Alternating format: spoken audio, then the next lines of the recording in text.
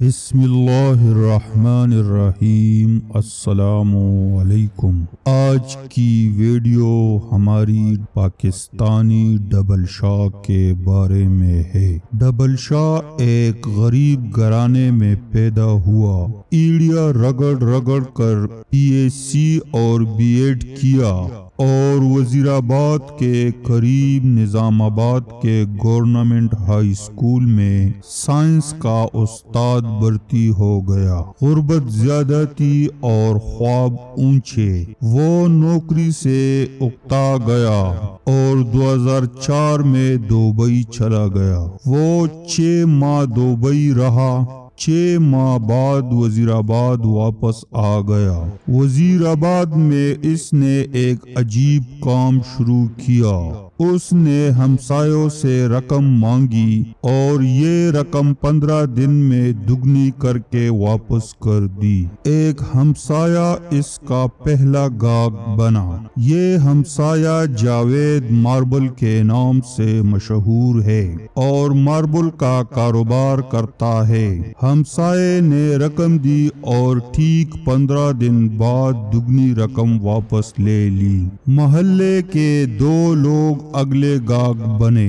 یہ بھی 15 دنوں میں دگنی رقم کے مالک ہو گئے۔ یہ 2 گاہک اس کے پاس 15 گاہک لے آئے اور پھر یہ 15 گاہک مہینے میں 150 گاہک ہو گئے۔ یوں دیکھتے ہی دیکھتے لوگوں کی لائن لگ گئی۔ لوگ زیورات بیچتے، گاڑی، دکان، مکان اور زمین فروخت کرتے اور رقم اس کے حوالے کر دیتے۔ یہ رقم دگنی کر کے واپس کر دیتا۔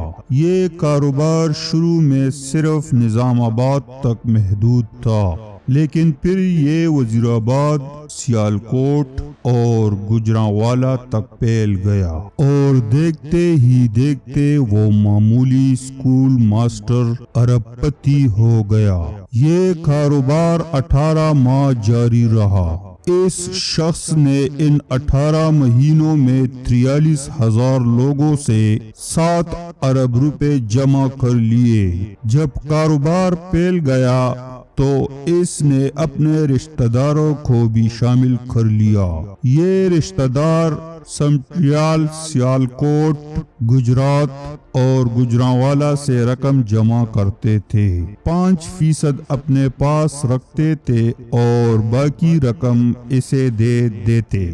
وہ شروع میں 15 دنوں میں رقم ڈبل کرتا تھا۔ یہ مدت بعد ازاں 1 مہینہ ہوئی اور پھر 2 مہینے اور آخر میں 70 دن ہو گئی۔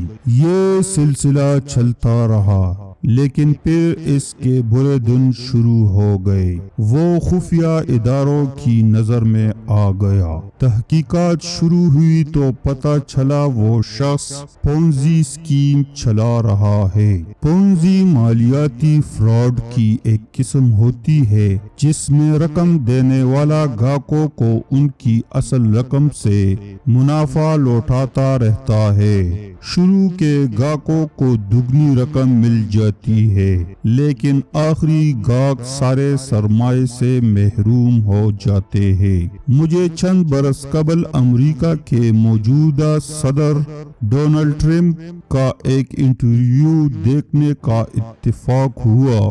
انٹرویو کرنے والے نے ان سے سوال کیا، آپ کو اگر اپنی عملی زندگی دوبارہ شروع کرنی پڑی تو آپ کون سا کاروبار کریں گے؟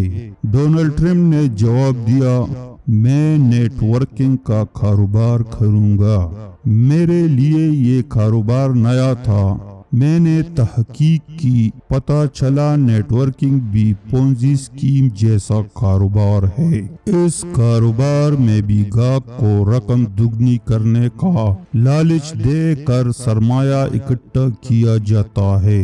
یہ سرمایہ بعد ازاں میگا پروجیکٹس میں لگا دیا جاتا ہے اور ان میگا پروجیکٹ کا منافع گاہکوں میں تقسیم کر دیا جاتا ہے۔ نیٹ ورکنگ نسبتاً اچھی پونزی ہوتی ہے، لیکن دونوں میں شروع کے گاہک فائدے اور آخری نقصان میں رہتے ہیں۔ یہ وزیر آبادی شخص بھی اپنے گاہکوں کے ساتھ پونزی کر رہا تھا۔ یہ لوگوں کو لالچ دے کر لوٹ رہا تھا۔ خفیہ اداروں نے اس کے گرد گھیرا تنگ کر دیا۔ اس دوران ڈیلی نیشن میں اس کے خلاف خبر شائع ہو گئی۔ گوجرانوالہ ڈویژن میں گہرام برپا ہوا اور یہ شخص اپریل 2007 میں گرفتار ہو گیا۔ جی ہاں، آپ کا اندازہ درست ہے، یہ شخص تھا سید ثبت الحسن عرف ڈبل شاہ۔ وہ ڈبل شاہ جس کا شمار پاکستانی تاریخ کے سب سے بڑے فراڈیوں میں ہوتا تھا۔ اس نے صرف 1.5 سال میں 3 اضلاع سے 7 ارب روپے جمع کر کے دنیا کو حیران کر دیا۔ آپ اب اس شخص کی چالاکی ملاحظہ کیجئے۔ یہ 2007 میں نیب کے شکنجے میں آ گیا۔ نیب نے اس کی جائیداد، زمینیں، اکاؤنٹس اور سیف پکڑ لیے۔ یہ رقم 3 ارب روپے بنی۔ چپ چاپ اور بخوشی نیب کے حوالے کر دیے۔ ڈبل شاہ کا کیس چلا۔ اسے 1 جولائی 2012 کو 14 سال قید کی سزا ہوئی۔ جیل کا دن 12 گھنٹے کا ہوتا ہے، چنانچہ ڈبل شاہ کے 14 سال عملاً 7 سال تھے۔ عدالت، پولیس، حراست، حوالات اور مقدمے کے دوران گرفتاری کو بھی سزا سمجھتی ہے۔ ڈبل شاہ 13 اپریل 2007 کو گرفتار ہوا تھا۔ وہ عدالت کے فیصلے تک 5 سال قید کاٹ چکا تھا۔ یہ 5 سال بھی اس کی مجموعی سزا سے نفی ہو گئے۔ پیچھے رہ گئے 2 سال۔ ڈبل شاہ نے محسوس کیا 4 ارب روپے کے عوض 2 سال قید مہنگا سودا نہیں، چنانچہ اس نے پلی بارگین کی بجائے سزا قبول کر لی۔ جیل میں اچھے چال چلن، عید، شب بارات اور خون دینے کی وجہ سے بھی قیدیوں کو سزا میں چھوٹ مل جاتی ہے۔ ڈبل شاہ کو یہ چھوٹ بھی مل گئی، چنانچہ وہ عدالتی فیصلے کے 23 ماہ بعد جیل سے رہا ہو گیا۔ ڈبل شاہ 15 مئی 2014 کو کوٹ لکھپت جیل سے رہا ہوا تو ساتھیوں نے گیٹ پر اس کا استقبال کیا۔ یہ لوگ اسے جلوس کی شکل میں وزیر آباد لے آئے۔ وزیر آباد میں ڈبل شاہ کی آمد پر آتش بازی کا مظاہرہ ہوا۔ پاکستانی تاریخ کے سب سے بڑے فراڈیے کو ہار پہنائے گئے، اس پر پھولوں کی منو پتیاں برسائی گئی اور اسے مسجدوں کے لاؤڈ سپیکروں کے ذریعے مبارکباد پیش کی گئی۔ وہ ہر لحاظ سے کامیاب ثابت ہوا۔ وہ اسکول ٹیچر تھا، وہ معاشرے کا 3 درجے کا شہری تھا۔ اس نے فراڈ شروع کیا اور 18 ماہ میں 7 ارب روپے کا مالک بن گیا۔ نیب نے اسے گرفتار کر لیا، وہ گرفتار ہو گیا۔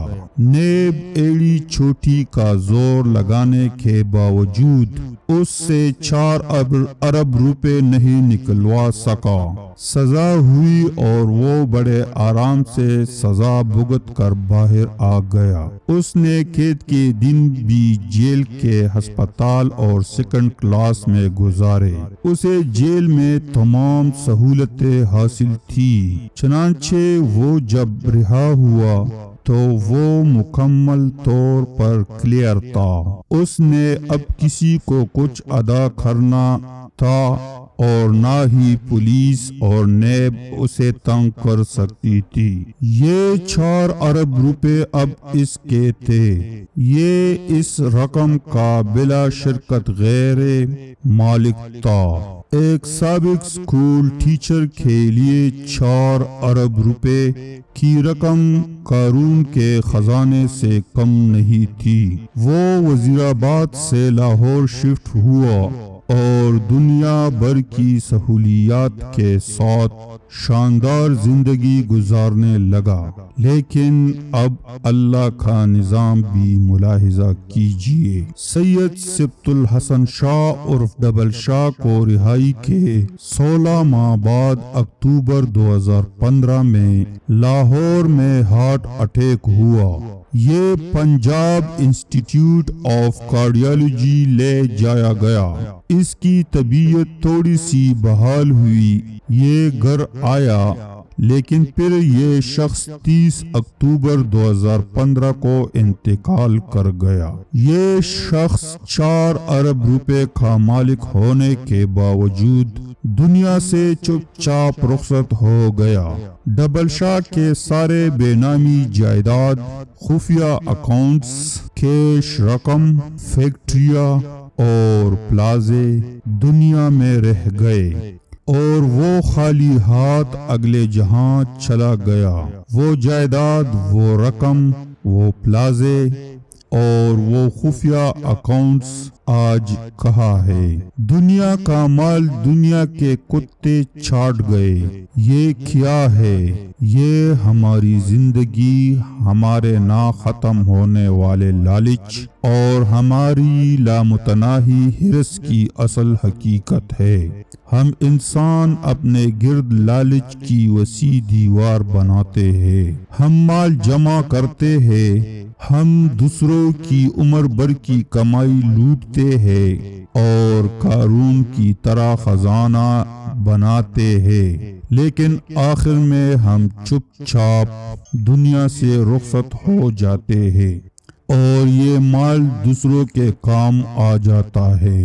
نور جہاں کا مقبرہ نشیوں کی پناہ گاہ بن جاتے ہیں اور شاہ جہاں کے تاج محل میں انگریزوں کے گھوڑے باندھے جاتے ہیں۔ ہم انسان ان چیونٹیوں سے بھی بدتر ہے جو عمر بھر اپنے جٹھے سے بڑے دانے کھینچتی رہتی ہے، انہیں کھینچ دھکیل کر بلوں تک لاتی ہے، اور جب دانوں کا انبار لگ جاتا ہے تو وہ ان کے سرہانے گر کر مر جاتی ہے، اور پھر ان کی عمر بھر کی جمع پونجی چوہوں کا نوالا بن جاتی ہے۔ ہم میں سے زیادہ تر لوگ چونٹیاں ہیں۔ میں اکثر حیران ہوتا ہوں، ہم انسان جانتے ہیں ہم خسارے کے سوداگر ہیں،